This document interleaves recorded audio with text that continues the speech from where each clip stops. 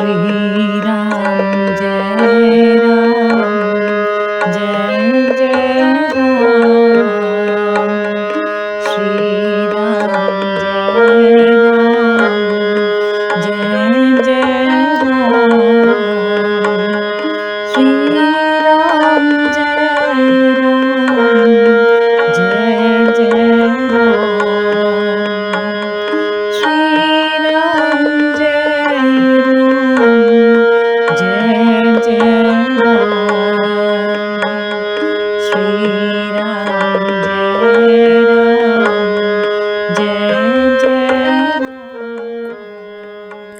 मैं उसी मानसिक ऊहापोह में फंसा था कि ड्राइवर ने एकाएक टैक्सी भूमियाधार मंदिर के सामने रोक दी। मैंने टैक्सी कैंची के लिए लिया था, किंतु उसने बाबा जी को मंदिर के सामने कुछ लोगों के साथ बैठा देख लिया था और उसने समझा कि मुझे यहीं तक आना था। मुझे आता देखकर बाबा जी ने कहा कि मैं तुम्हें गत कई दिनों से याद कर रहा था, क्योंकि ये मेरे आने का समय था। उन्होंने पूछा, तुमने देर क्यों कर दी? क्या विश्वविद्यालय बंद हो गया? कमला साथ क्यों नहीं आई? माँ और मौसी माँ कैसी हैं? और अन्य इसी तरह के प्रश्न पूछते रहे। ये प्रश्न मुझे अंतर्मुख करने के लिए थे। फिर एकाएक पूछा कि क्या तुम्हें मेरा तार मिला? क्या तार मिला था? कब तार मिला? मैं यहाँ लोगों से तुम्हें तार देने को कह रहा था, किंतु मेरी बात कोई नहीं मानता। बिना किसी बात का विचार किए हुए मैंने यूं ही उत्तर दिया, हाँ, मुझे तार मिला था। ये असत्य नहीं था और न ही मैंने भूल की थी, क्योंकि तार इलाहाबाद में मेरे घर छोड़ते ही पहुंच गया था। बाबा जी ने मुझे भीतर चाय पीने और कुछ खा लेने के लिए भेजा था। बाबा जी ने मुझे भीतर चाय पीने और कुछ खा लेने के लिए भेजा। उसके बाद हम लोग टैक्सी में, जो हम लोगों का इंतजार कर रही थी, कैंची चले गए। वहां पर चाय की प्रतीक्षा हो रही थी कि तभी सिद्धि दीदी ने कहा कि बाबा जी मुझे याद कर रहे थे और ये कह रहे थे कि इस समय मुझे यहाँ आना चाहिए। देर होने लगी तब उन्होंने तार भेजा था। वे हम लोगों के पास ही बैठे बातें कर रहे थे कि 5 मिनट पहले ही एकाएक उठकर बाहर ये कहते हुए चले गए कि दादा आ गया है, दादा आ गया है। इस रहस्य को जानने के प्रयत्न करते समय भौचक्का रह जाना पड़ता है कि जब मैं ये बात बता रहा था तो जीवन पूरे ध्यान से हमारी बातें सुन रहे थे। इसलिए उनको पुकार कर मैंने कहा, जीवन दादा, आपके प्रश्नों के उत्तर जहां तक मैं समझ सका इसमें है। तार ने यह सिद्ध कर दिया कि बाबा जी वास्तव में मुझे याद कर रहे थे और यही मेरा बुलावा था जब मैं उनके पास आने का उद्विग्न था। दूसरी बात जो अधिक महत्वपूर्ण है वे ये है कि इससे मेरी माँ, दीदी और सभी को पता चल गया कि जो मैंने कहा था कि उनका बुलावा आया है, सत्य था। इससे ये भी सिद्ध हो गया कि मैंने बिना बाबा जी के आज्ञा के घर नहीं छोड़ा था। मेरी कहानी का जीवन पर प्रभाव पड़ा, जिससे उसकी जिज्ञासा और शंकाएं निर्मूल हुई। मेरा भी विश्वास सुदृढ़ हो गया कि आप उनके संदेश को गलत नहीं कह सकते हैं, खासकर जब वे आपका स्मरण कर रहे हों। बाबा जी जबकि हमारे बीच सशरीर नहीं हैं, अब भी मुझे उनके संदेश प्राप्त होते रहते हैं, किंतु हम उनके लाभ उठाने में असफल रहते हैं। हमारी आस्था ने अपनी चमक खो दी है। अब वह केवल मोमबत्ती की ज्योति की भांति टिमटिमा रही है। इन बातों से जीवन फिर से परेशान हो गए। उसकी आंखों से आंसू बहने लगे और उसका गला रुंध गया। मैंने धैर्यपूर्वक उन्हें सूचित होने का समय दिया। ये व्यर्थ नहीं था। मैं सोच रहा था कि सत्संग के लिए बैठना कितना मूल्यवान होता है। सत्संग से हमारे भीतर उठने वाली शंकाएं निर्मूल होती हैं, जिससे हमारी निष्ठा तथा आस्था और अधिक सुदृढ़ होती है। जीवन ने फिर अपनी कथा प्रारंभ की। इस यात्रा में अधिक समय लगा था, क्योंकि इसमें पूरे उत्तराखंड, जिसमें केदारनाथ और बद्रीनाथ जी की यात्रा सम्मिलित थी।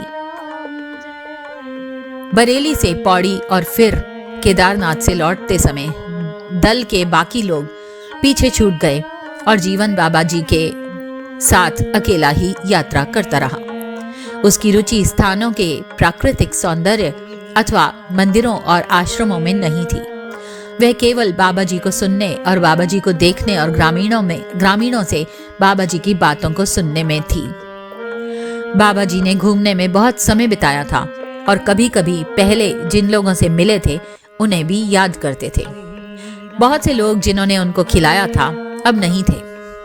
ये बहुत पहले की बात थी, किंतु कुछ तो अब भी जीवित थे। बाबा ने कहा, लोग मुझे बहुत प्यार करते थे और अच्छी तरह खिलाते थे। एक दिन एक अनाम नदी के किनारे चलते हुए बाबा जी ने कहा, जल बहुत ही शुद्ध और तृप्तदायक है। आप अपने से देख सकते हैं कि सभी तरफ झरने या नदियां हैं। सभी प्रकार की जड़ी बूटियां जंगलों में हैं। इस क्षेत्र में रहने वाले साधुओं महात्माओं को खाने पीने की चिंता नहीं करनी पड़ती है। उन्हें जब भी आवश्यकता होती है खा पी सकते हैं। और ऐसे साधु जो किसी आश्रम में या मंदिर में नहीं ठहरते हैं और अपना भोजन स्वयं नहीं बनाते हैं, उन्हें आसपास के लोग खाना ले आकर देते हैं।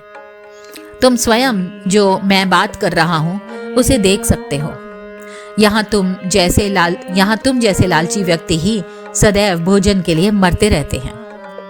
मुझे ये चाहिए, मुझे ऐसा चाहिए, मुझे अधिक चाहिए या कुछ कल के लिए भी चाहिए। तुम लोगों का अधिकांश समय खाना बनाने और खाना खाने में ही व्यतीत हो जाता है। तुम्हारे पास दूसरे कामों को छोड़कर प्रभु के लिए कब समय बचता है? भोजन ही तुम्हारे देवी देवता हो गए हैं। एक मेव वस्तु भोजन ही चाहते हो। अधिक भोजन, मधुर, चटपटा और स्वादिष्ट भोजन। मैंने कभी भोजन की चिंता नहीं की, फिर भी कभी भूखा नहीं रहा। लोग अवश्य ही मुझे भोजन कराने के लिए परेशान होते हैं।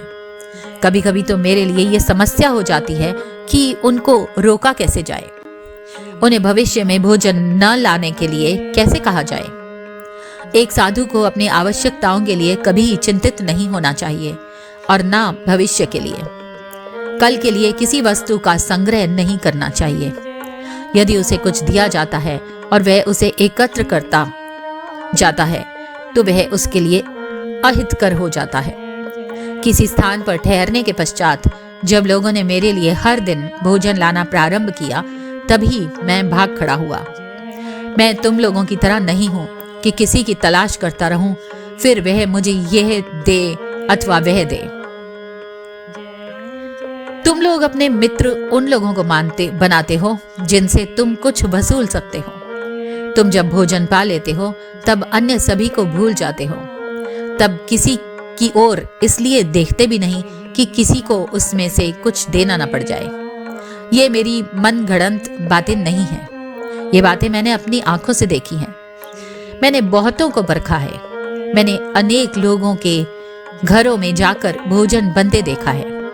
कुछ लोगों ने अपना भोजन छोड़ मुझे खिलाना प्रारंभ किया, किंतु सभी लोग ऐसे नहीं हैं। कुछ ऐसे भी थे जो डर गए कि अब क्या होगा, इस समय ये व्यक्ति कैसे आ गया, मेरा भोजन तो अब गया। ये सब मैंने उनके चेहरे के भावों से पढ़ लिया। कभी कभी जब मैं उनके घर भोजन के समय पहुंचा तभी कहा कि भोजन कर लूं, किंतु मैंने कभी ऐसे लोगों के घर भोजन नहीं किया जिनके यहाँ भोजन करने से उन्हें कष्ट हो। आप सोचते होंगे कि मैं अनावश्यक रूप से बात को बढ़ा चढ़ाकर अथवा किसी को दोष देने के लिए ये कह रहा हूँ। यदि आपको कोई भोजन देता है तब आप इसके लिए कूद पड़ते हो। मैं तुम्हारी तरह नहीं हूँ। मैं ये जानता हूँ कि कंजूस द्वारा अथवा अनादर पूर्वक दिया भोजन पचता नहीं है। उसे मैं कभी छूता तक नहीं। जीवन ने कहना जारी रखा। बाबा जी ये सब इस तरह कह रहे थे जैसे वे अपने को ही सुना रहे हों, किसी को सीख नहीं दे रहे हों। किंतु वे जानते थे कि बिना किसी मित्र और संबंधी जिससे कुछ सहायता ली जा सके और थोड़े से पैसे जेब में लेकर यात्रा करने में कुछ भय अवश्य होगा। उन्होंने मेरी उस मानसिक स्थिति को भांपकर मुझे उपदेश देने के लिए कहा, जब मैं उसके साथ हूं तो किसी को भी भूख आदि के लिए चिंतित नहीं होना चाहिए। क्या उनके कहने का ये भी अर्थ था कि उनके ऊपर विश्वास करना चाहिए और व्यर्थ में किसी से सहायता नहीं मांगनी चाहिए? मेरे पास जीवन के प्रश्न का उत्तर नहीं था।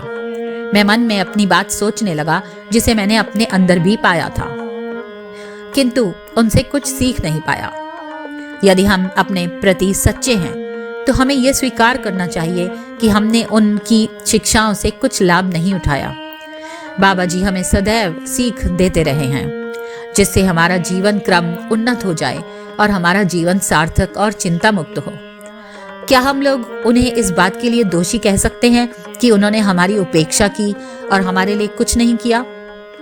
जब भी हम कुछ लोग एकत्र हुए, हमने एक दूसरे से यही पूछा कि क्या किसी भक्त के जीवन में उनकी शिक्षाओं के कारण कुछ दृश्यमान परिवर्तन हुआ है? श्री राम जय